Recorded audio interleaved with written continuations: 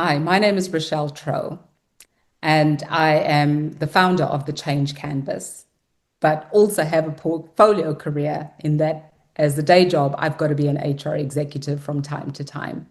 I'm on Prosperity Show to talk to Prosper and to the wide audience about how do you live as your true self in a world that is constantly going to spiral out of control? And how do you live standing strong in the chaos that this world is today?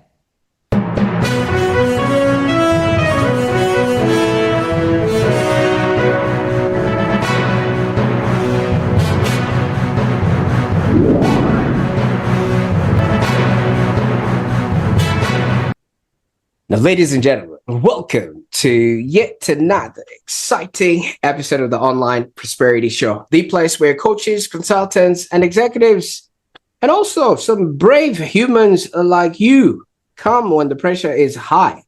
And I think the pressure has been mounting because our guest today is explosive. Just been talking to her behind the scenes, and apparently she says nothing is off the table. But before we get there, if you've ever felt like you're thriving on the outside, but maybe quietly unraveling on the inside, I think today's episode will speak directly to you. And, like I've always been saying, so many of us are going around in life and hoping something will change, but nothing changes until something changes. And I can't wait to introduce to you our guest today. And for those that are tuning in for the very first time, wherever you're listening, whether you're on Spotify, YouTube, Apple Podcasts, I want you to go ahead and hit that subscribe button because today we're diving deep. I'm your host, Prosper Taruvinga, and I have the absolute pleasure of welcoming Rochelle Trow. Rochelle, welcome to the show. Thank you, Prosper. I'm absolutely looking forward to having a great conversation with you, especially because nothing's off the table. It's all on the table. Absolutely. I absolutely love that. Now, for those that are watching, Rochelle is a coach, author, and also a senior HR leader and somebody who's helped people shape strategy inside some of the world's biggest organizations, while she was also trying to stay human on the inside in the very system that she was trying to transform. And look, obviously, some of us are, going around trying to figure out themselves. But I need to highlight one thing about Rochelle. She's the youngest of 11 children. So if she can navigate family politics at that scale, trust me, she can help anyone navigate the complexity in a corporate boardroom. And today's conversation is going to be rich from what I can gather, and it's going to be real. And I think at times it's actually going to be very uncomfortable for those that are uninitiated. But I think it's going to be in the most incredible way, because Rochelle's story includes burnout, reinvention, and 4 years of rebuilding, and also the ability to bring clarity into chaos. So I think you're about to hear the kind of wisdom that she usually reserves for her coaching clients, and the pages of all the books that she's written and about to write. And I think if I am well guided with my intuition, I'm just going to be asking questions that you wish somebody will be able to answer for you, including a few that I'm going to surprise Rochelle with in the episode. So before we dive in, I just want you to type below, I choose wholeness. If you've ever been pulled into multiple different directions and you just want to stay grounded while you're still growing. All right, Rochelle, I could go on and talk about things I'm not even qualified to talk about, Let's start off with the startling of all facts. You're the youngest of 11. Can you maybe paint a picture of what it was like at the dinner table? Well, firstly, we were never always together because there's quite a big gap between my eldest sibling and the youngest. So I'm 54. My eldest sibling is 74. So there's this 20-year gap. And the firstborn in our family actually, unfortunately, didn't survive. He lived to, I don't know how long, a few weeks.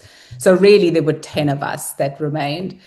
We've never sat on the table together, all 10 as kids, because firstly, we didn't have a house big enough to host all of us, and half the family was at boarding school, and also they were adults by the time I was a kid. So I don't really have a view of what's it like to have dinner as a family, but what I do have is when we did get together in the later years for events, generally weddings and funerals, I would say, it was absolute chaos. And being an introvert myself, it was great. You kind of went through the mechanics of just having small talk. But there were times when I just want to shrink and hide in a corner from all the noise because it was so noisy. So, yeah, I would say it was great.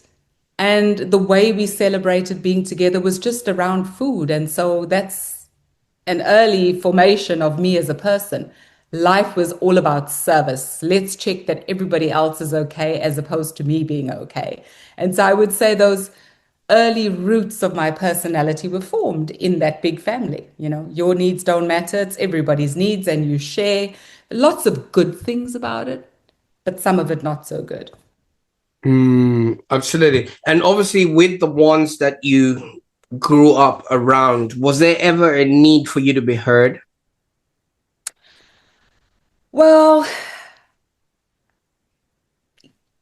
to be heard, the unfortunate behavior was I had to learn to project myself. Right. So when I was born, being the baby, there were three or four of us, maybe under the age of six, five, six. So by the time I was born, my mother, my poor mother, was, coping with kids who were not healthy. So as a baby, I used to be fed, cleaned, put back in the cot because I was the perceived healthy one because my mother had to take care of the others. So Mm. unfortunately for me, the only way I could be heard was to scream. So as a baby, I learned to, when I needed attention, obviously I was allergic to milk and I was lactose intolerant because my mother obviously couldn't breastfeed all of us. I would scream. And so that learned behavior of screaming for attention became my behavior as a kid. I was quite obnoxious as a kid, saying things not in a kind way, but in a survival mode of, I want to be heard, I want to be seen. So it's almost like I had to fight for my place in the world. Not because it was intended, it was unintended, of course, but there are downsides to being one of many kids, and your mother's attention is between all of you. So for me, it wasn't so pleasant. Of course, I didn't realize that. But now that you put it, did I have to push my voice? Mm, Absolutely. And so I learned very bad behavior as a kid. If you want attention, you make noise. absolutely. And thank you so much for taking us through that. Now, for somebody who ended up, shaping people's strategy, in HR and working with really big giants like Unilever, GSK, and Takeda, was there any aspiration that you had as a kid that is the sort of life I wanted to be, or that was never in the cards? It was never in the cards. Mm. I grew up, I mean, my earliest recollection of what I wanted to become was I wanted to write a book because I loved books. I loved reading. And books became an escape from the world. So, to your point, growing up in this family, I would hide under the bed, I would hide under my covers, I would read every book in the public library. I also grew up during apartheid. So, I'm mixed in the context of apartheid. And Mm. so, growing up in a colored community back then, I could go and get books from the local library because we didn't have the means. Books was an escape. So, that was my only dream I can remember. But getting to where I got to was more because I needed to prove people wrong. I had an experience at school where a teacher said to me, because I'd ask a lot of questions and I'd always be in trouble, as I explained, I was the rebel kid. This teacher said to me, "Oh, you're never going to become anything, Tro." And I was like, hmm. And it was that. that propelled me to push the boundaries and be something that nobody expected me to be. So my career kind of just evolved. I could not have dreamt that I would ever get to where I got to, but I did. But it was for the wrong reason. Okay, great. It pushed me, but it also, I learned some bad behavior along the way, which is what I had to unpick later in my journey. Absolutely. And obviously, what was it like, having to prove yourself in such a place where everything was, picked against you? I mean, I think it was what's his name? He said he was born a Trevor Noah. He says he was born a crime. And I can only think that during that time in South Africa, things would not have been the same, school and everything else. And yet you now had this mandate to prove yourself. Yeah. Well, how I proved myself was by constantly delivering, constantly pushing, focusing on performance. And so I think from my early corporate career right back to my retail career, I constantly delivered. I pushed. I focused on the performance side. I focused on the delivery. But the focus on delivery, as I climbed in my career, I lost connection to self and to people because Mm. I focused so much on what I needed to do, how I needed to get it done, that I was constantly pushing, pushing, pushing. Yes, my deliverables were highly respected and highly appreciated by the organization, but in the long run, it's not sustainable because I snowballed out of control focusing on performance. Performance is not bad, but performance is bad when it comes at the expense of you as a person. And so Mm. I would say I succeeded through pushing deliverables. And that Absolutely. got me recognition and got me to London. I spent 20 years in London after I had a short South African career, first 6 years. Most of my career has been built in London for almost 20 years and now Switzerland. So I did get out pretty fast, but it was as a result of delivery. Oh, absolutely. And congratulations on that, because I think you spent 25 years, in that sort of corporate space, and having come from South Africa and you're studying all over in London and all those places that you sort of ended up at, was it still the same sentiment, or now it was now a matter of new me, new found identity in a new place? I would say moving to London, the first impression I had is firstly, I was excited because I was not being judged for the color of my skin, because in South Africa that was such a big issue back then. Because remember that I grew up during apartheid. Independence happened when I was an adult. I mean, although I did go to a university that was originally for white people, so to speak. So I did, because of my age, I was at the end of apartheid. And moving to London, for the first time, I was just appreciated for who I was. So whilst, nothing changed in terms of my emphasis on delivery and performance, I felt more accepted. But subtle other things did come into play. So I remember a very early experience in my first job in London, and I love my boss, and he's an amazing guy because he moved me to London. But he was this very eloquent British gentleman, and his English was absolutely polished and refined. And you can imagine me, the South African who speaks in short form English, having to deliver something to somebody whose English is totally British and polished. I remember Oh. him saying to me, and redlining my documents because my English wasn't perfect. So that, of course, at the time I didn't realize it, but later in life I realized that was the first polishing of corporate systems, polishing you to deliver in the way that they need you to deliver, as opposed to appreciating you for who you are. So what if I speak in short form English? So, I mean, I would say my experience was different, more acceptable, but there was a lot of undertones of acceptance that at a later stage I started to question, not initially. But I loved my career. I grew exponentially. Absolutely. And if I would have met you in the halls of the corporate, spaces that you were in, what was something that is just like a cross section of a typical day of the things that you were doing? What were you involved in? I mean, I started out in HR doing things I absolutely loved. So my career in Unilever was focusing on developing, global, setting up global academies. I did that for finance, HR, and R&D.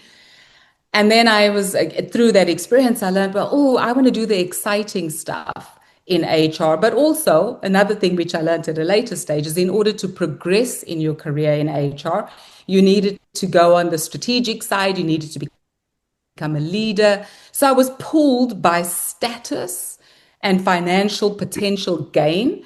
And I moved into that space, which I loved. And then a typical day would, as I was leading HR functions, would be restructuring. Yes, there would be development, but the later I climbed in my career, the more I focused on mergers, acquisitions, divestments, restructures. Yes, I was still doing the talent strategy, but really, if you ask me honestly, where was my attention?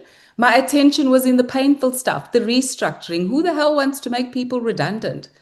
Especially Mm. when you know there's a real person behind this. So I would say my career started out brilliant. At the end, I was doing things I didn't enjoy. I was doing it and doing it well because I wanted to make people feel respected when they were being made redundant or being, you know, divested, but it wasn't fulfilling. And so I Mm. lost the joy because the part of HR I loved, I lost as I climbed, but I climbed for the wrong reasons. Absolutely. And half of the time when you are in that space, I mean, fish don't see the water that they swim in, but there's something that then happens when you're taken a little bit out of the water, which is maybe when you would have stepped back. You have described a moment when you looked in the mirror and you actually didn't recognize yourself in that particular space, but somebody would have been like, look at her, high flying, you're overseas, everything seems to be all in place. Who didn't you see in the mirror that you hoped you would see at that time? Well, when I looked in the mirror, the first thing I noticed is I was dull.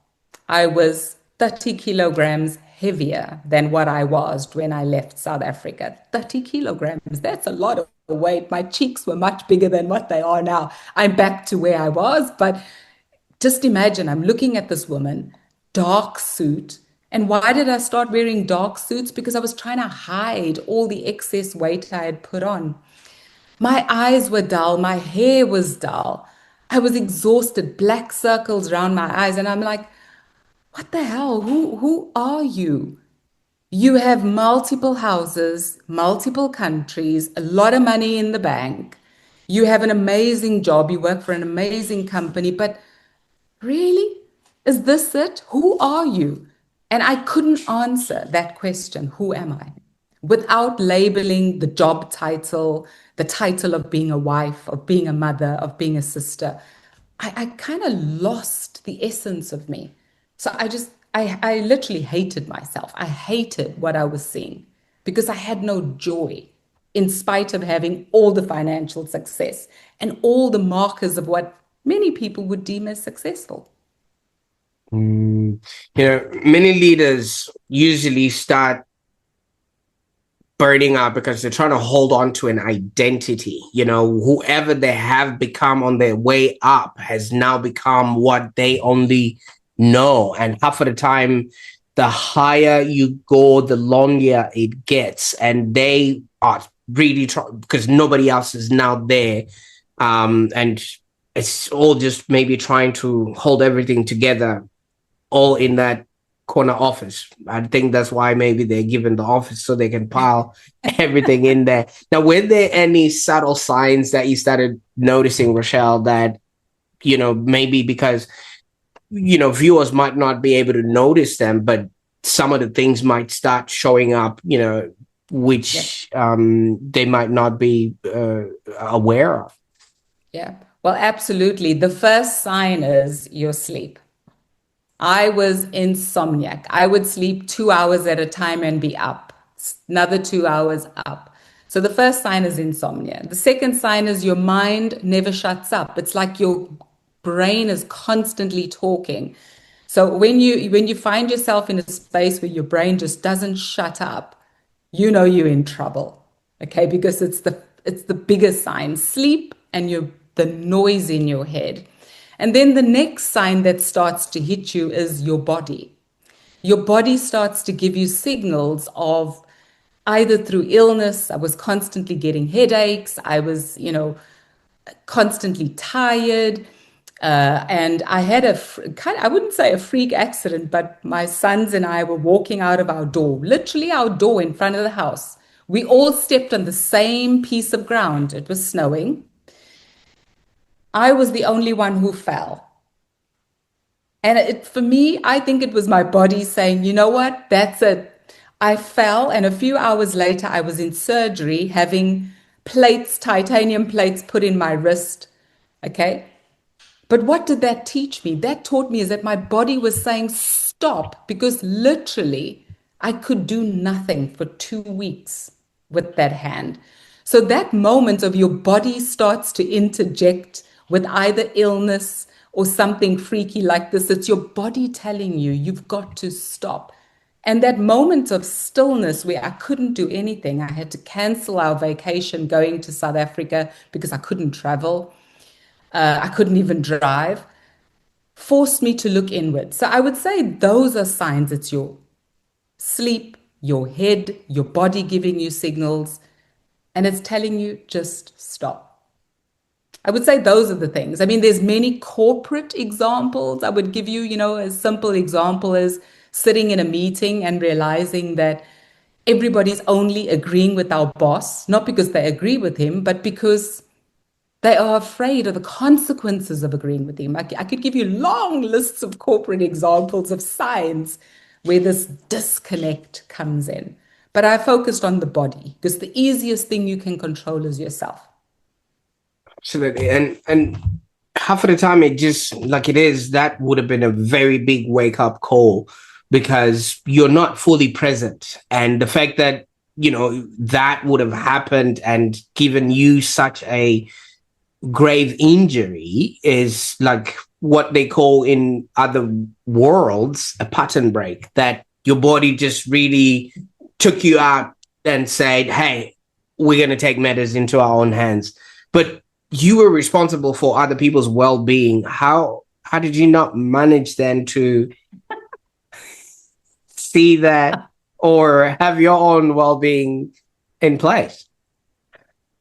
Hey, Prosper, that's an embarrassing question. Why is it embarrassing? It's because the crazy thing is, I would give people advice as to how to cope with burnout, but I didn't see my own burnout.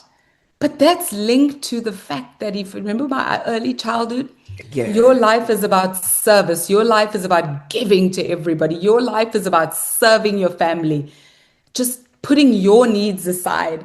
That even in the corporate world, I put my own needs aside.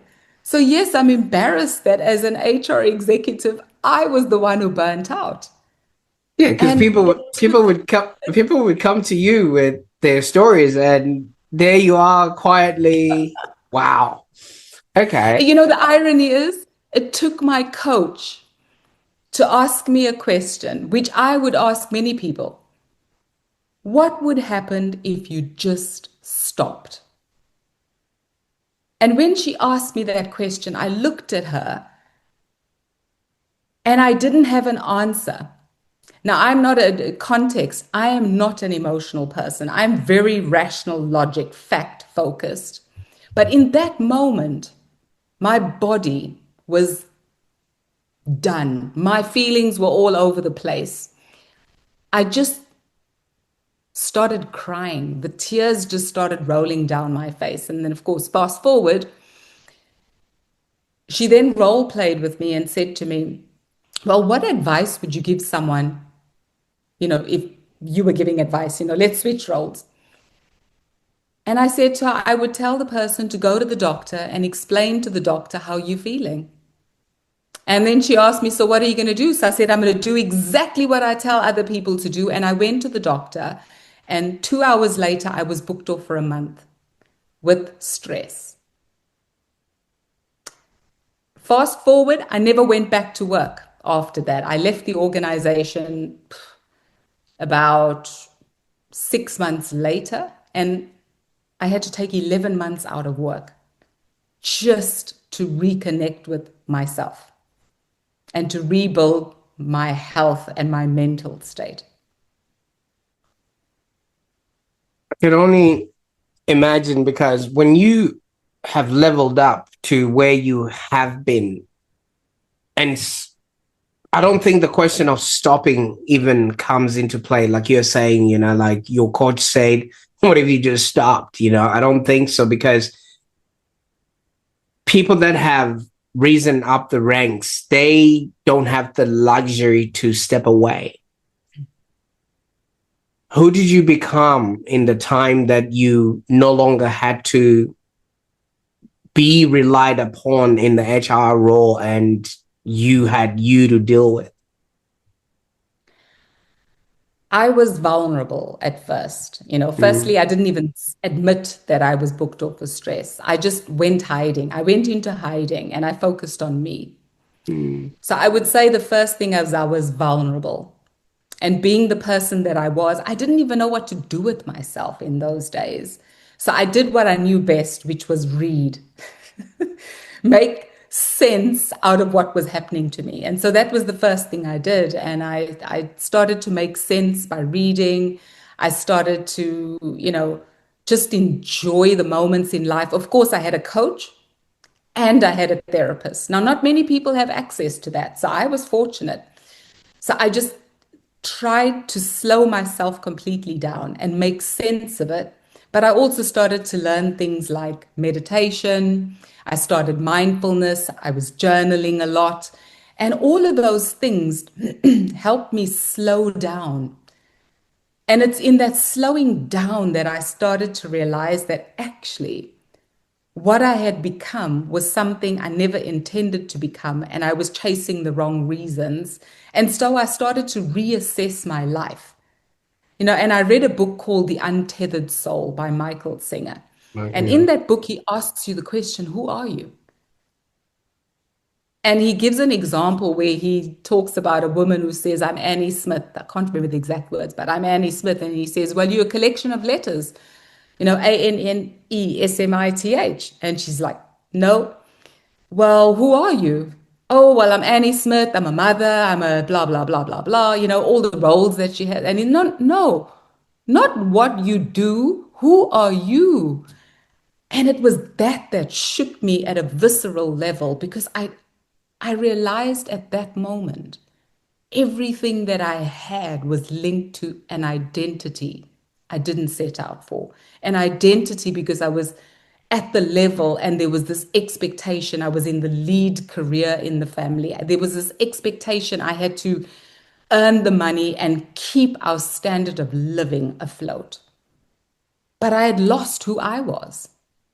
So, so much happened, but those were just the first things that happened in that first step. So the short answer is I redefined what success meant to me.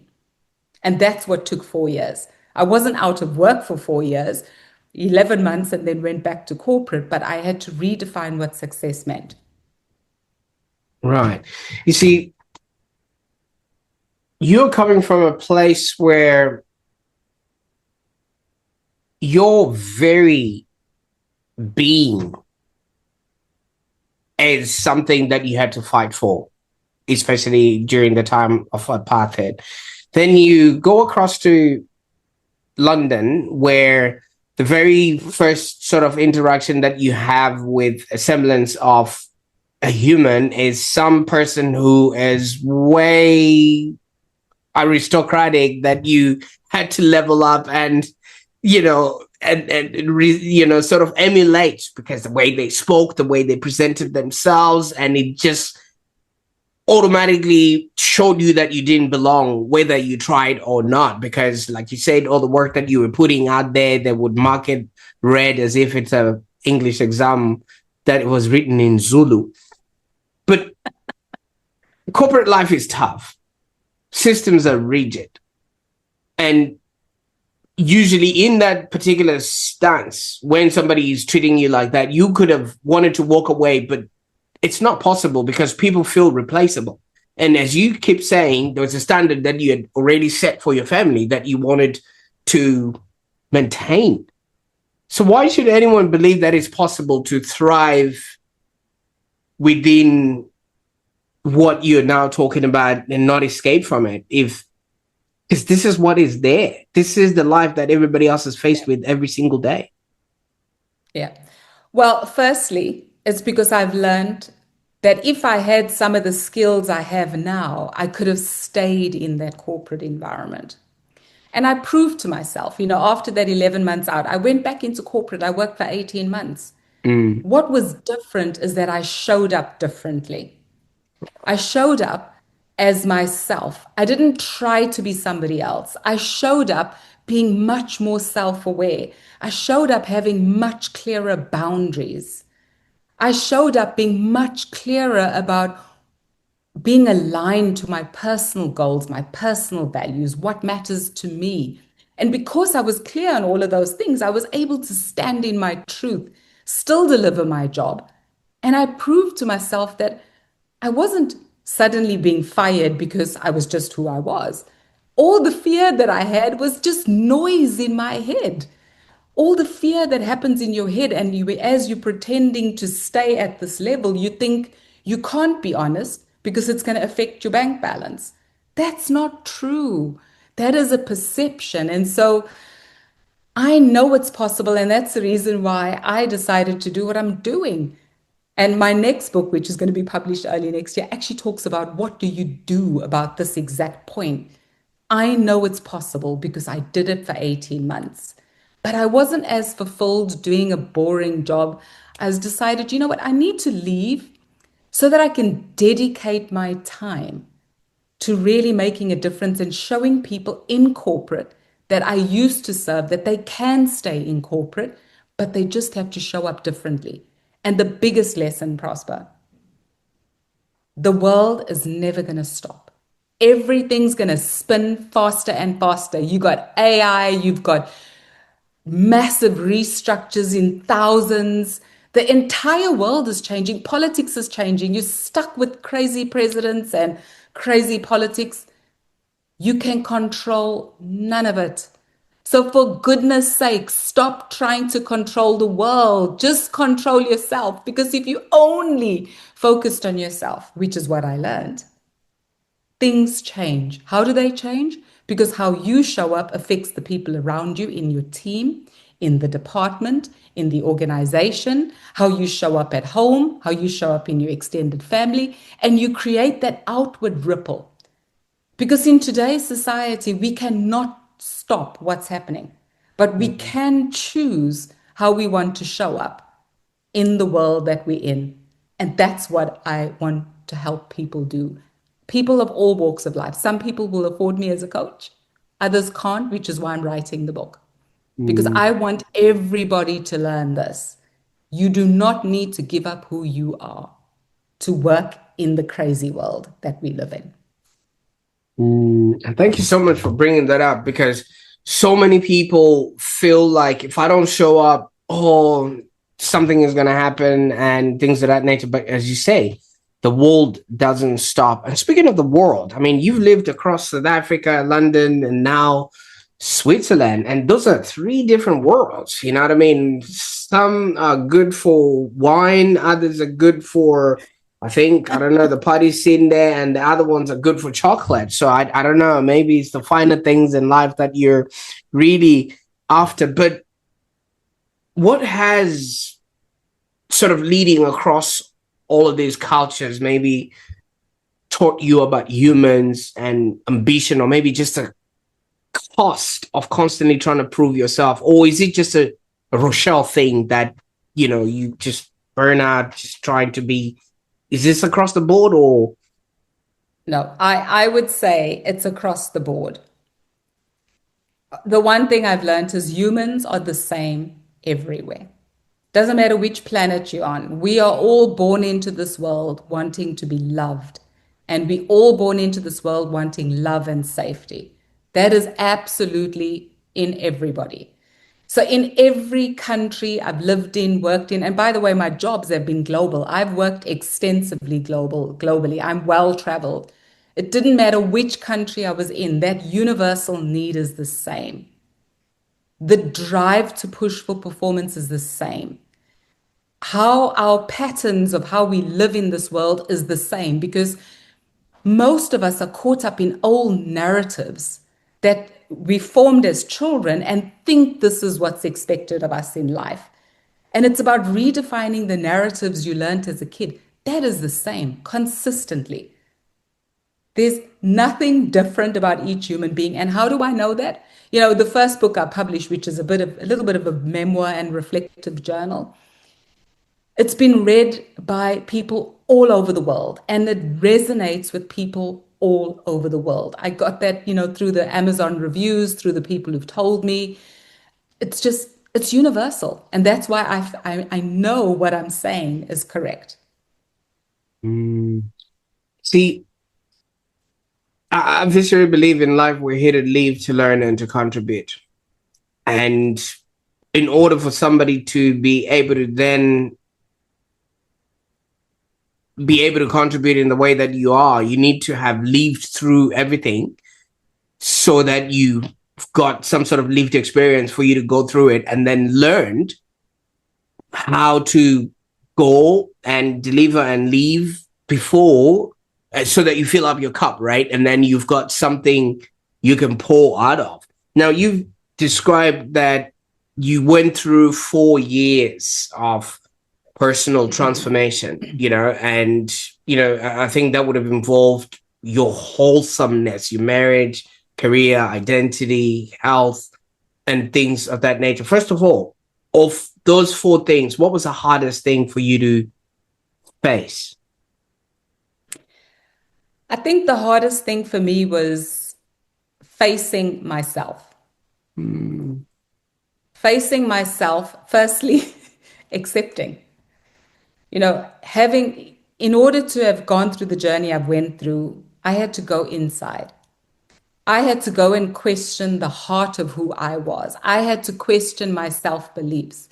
I had to go back and stare into my life of, you know, I grew up feeling abandoned, that my mother didn't care. Actually, my mother she didn't not care. She cared.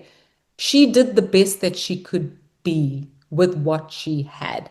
So I had to go all the way back and I had to heal all those wounds and scars that I developed in my early childhood. Why do I talk about that? It's because 90% of how we behave is just the same child that we were at 5 years old.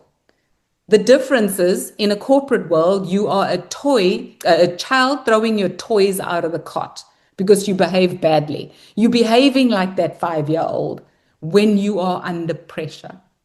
Not every day, but when you are under pressure, you revert to the 5-year-old kid. And so in order to undo it, you have to unravel yourself and go back and face yourself. When I say look in the mirror, it's not just look in the mirror, it's digging deep within your soul and unlearning the patterns that shaped who you have become. That for me was the hardest. You know, walking away from my marriage was easy. Rebuilding my relationship with my kids were easy.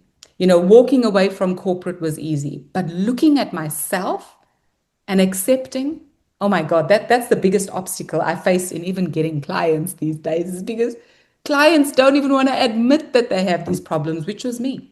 I know that. So that's why I say that's the hardest.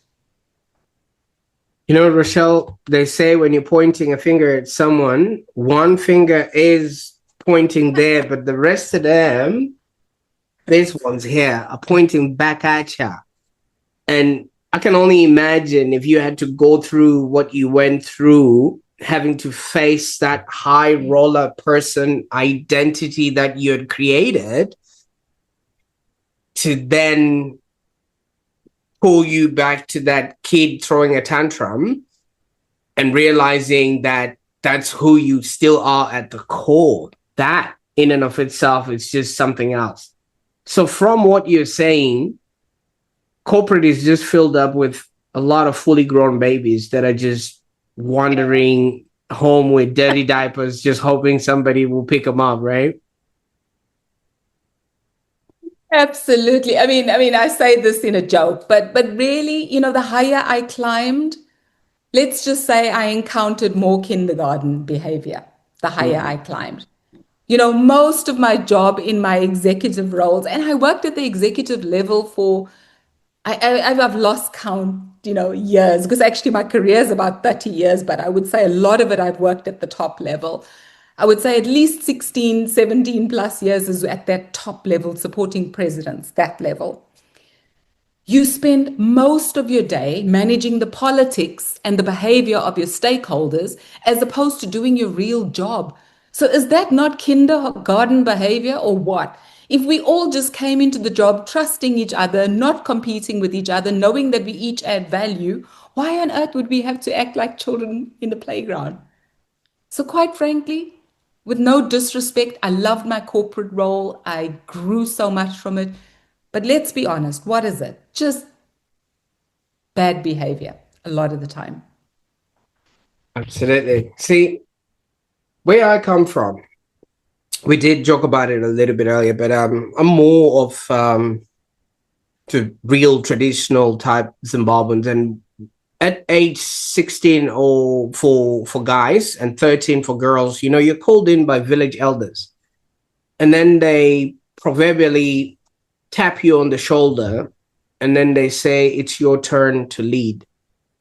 And pretty much throughout the whole week, you'll be going through lessons, being taught, and all the stuff that you're supposed to. And it's somewhat of a rite of passage, depending on the culture and everything else. You're sort of taken through certain activities, just to prove to yourself that now you're in a position to start your own family and things of that nature and things like that. But in the worlds that we've sort of come to live in, there's nothing like that. You just kinder, high school, go to college, start a family. There's no pattern break or thing that tells you you can lead now.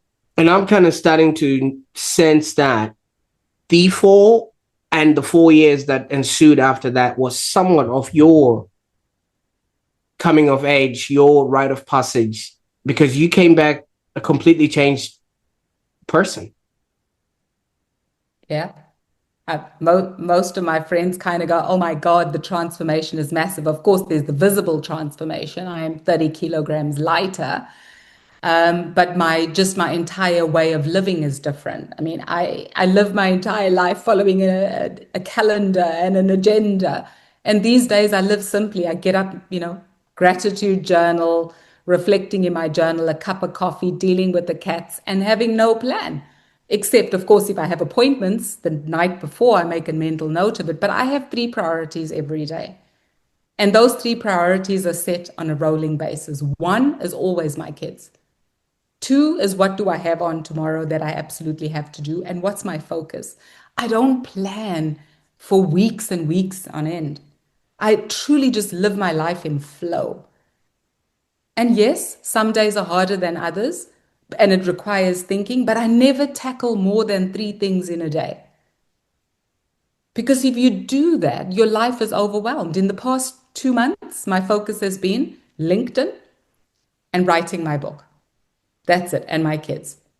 Nothing else. And then, of course, doing a few wonderful podcasts like this I've done, but largely focusing on LinkedIn and how do I spread my knowledge. That's all I've been doing. Of course, I need to earn some money, but I've prioritized it. This is the window where I'm going to focus on that. See, if somebody walked in here and I told them that I was working, they would slap me back home to Zimbabwe and make sure. Yeah. But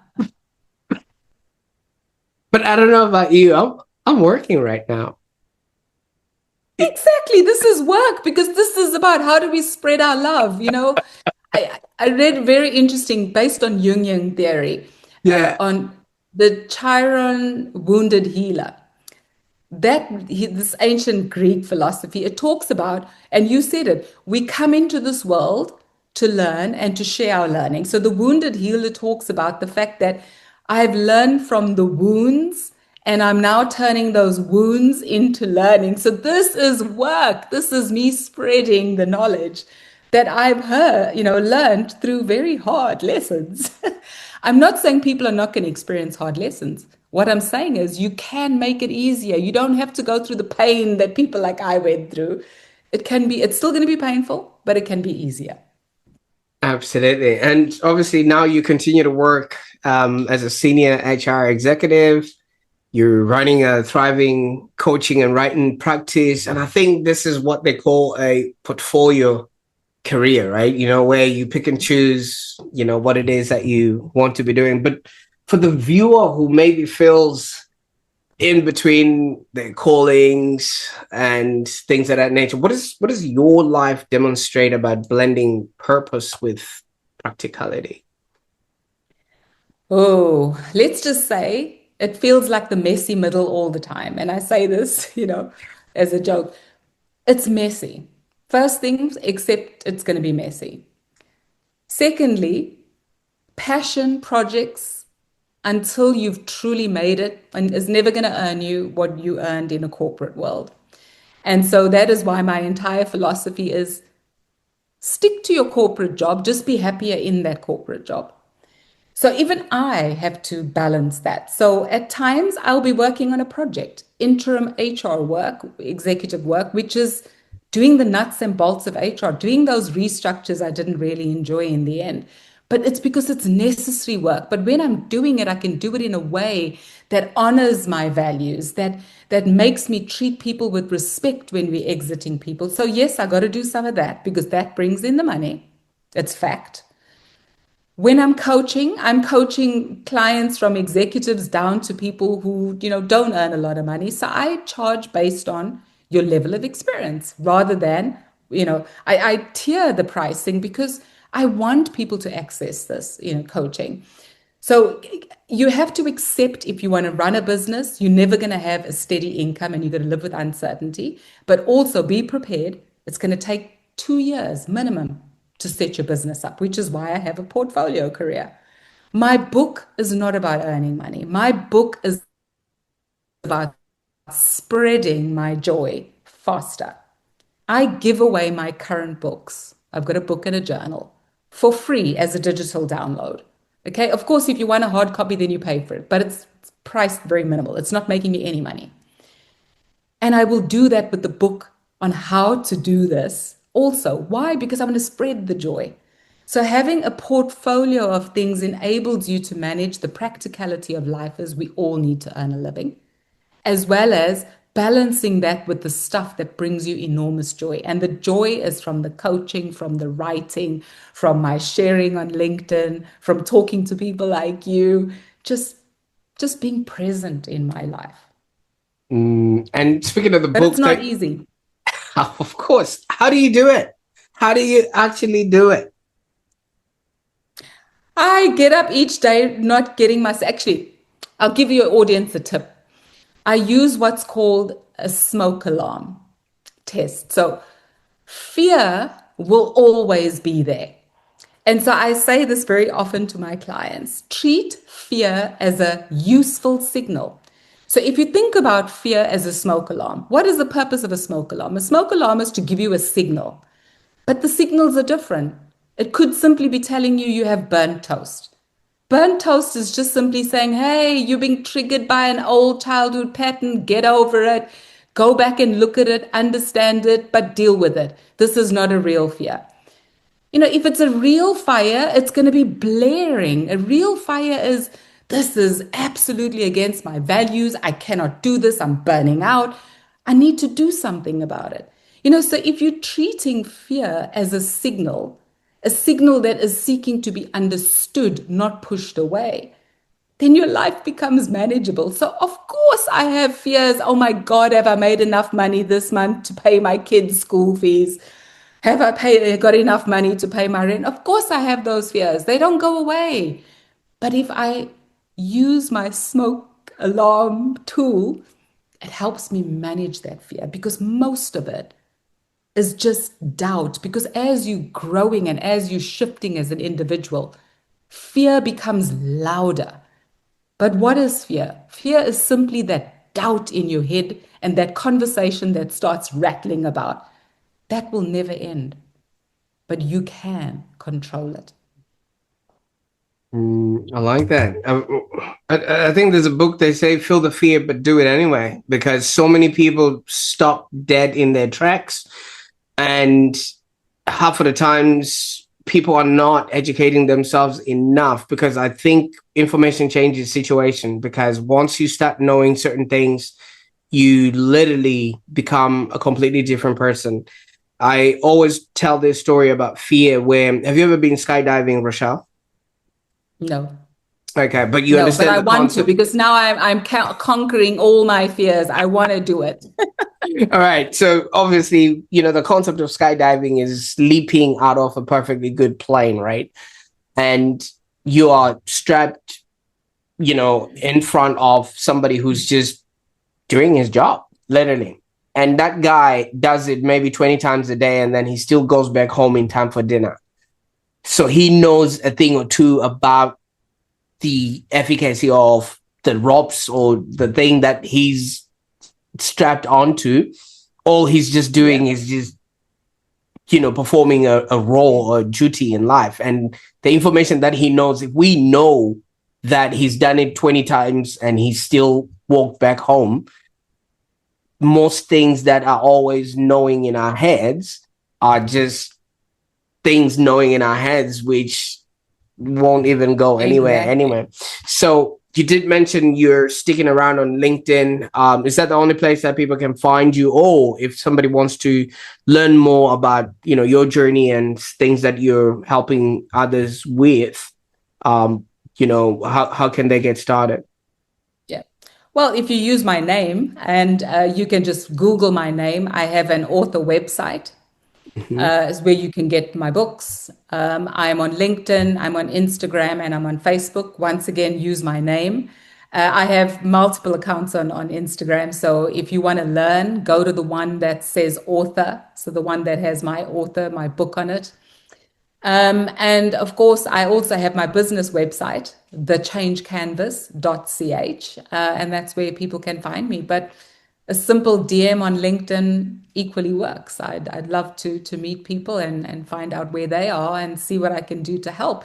I also offer lots of free resources on my business website, as well as articles and blogs on my author website. So people can read a lot, but if anything, I'm focusing on LinkedIn, and my LinkedIn conversations are really around the book that will be published early next year. So it's a lot of helpful tips and summarizing things. People don't have time to read books. If you read one post, you've read a book because I Mm, bring it to life with the real experience. absolutely. Absolutely. I'll definitely put all those links in the show notes below. And hopefully people will be uh, bidding a path to your online properties there, just so they can learn from you. And as you said, you're making summaries of the book so they can actually enjoy it as they go. Now, Rochelle, you had done extremely well on the podcast up until this very last minute, and you've committed the ultimate scene on the Online Prosperity Show.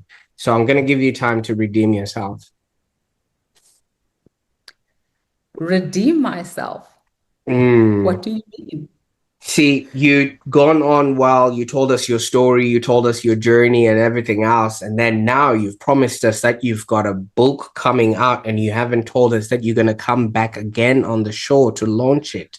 Oh, of course I can come back, Prosper. I would love to come back and talk about the book.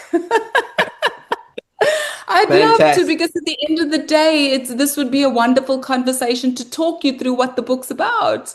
And this Absolutely. it's and you know what? It is different. It's not 10 steps. It's not you got to do this. It's not a quick cheat sheet. It's about how to journey inward and how to build yourself back up.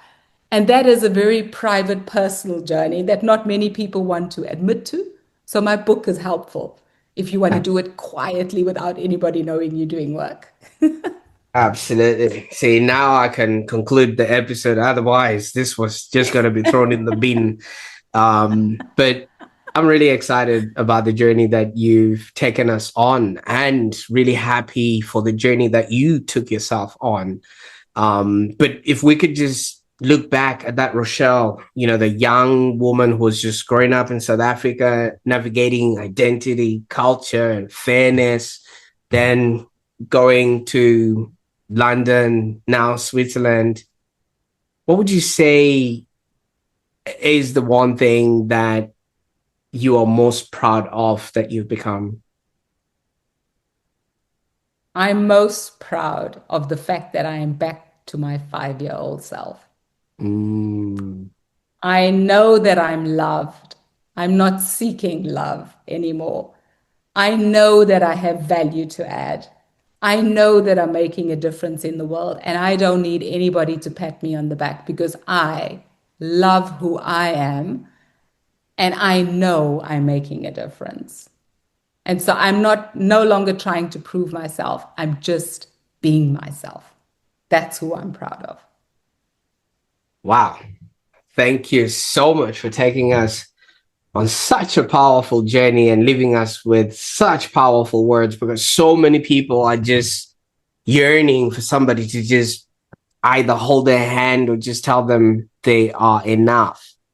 And I think that's the reason why so many people are being burnt out there, because they're looking for love in places where it's not being served on the table. And you went from burnout to wholeness, and from keeping up with appearances to actually creating a change sort of pathway. And you call it the change canvas, right? From Yes, striving to alignment. So I can't thank you absolutely. enough for the value that you've dropped with us on the show today.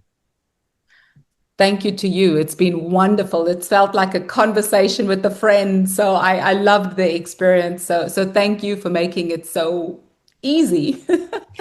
Fantastic. For those that are watching right now, here is your next step.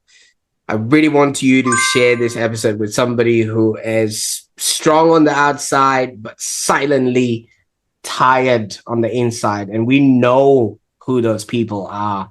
We see them every single day in the corporate hallways, and they just really walking around with those fancy suits that look like they're just on a hanger.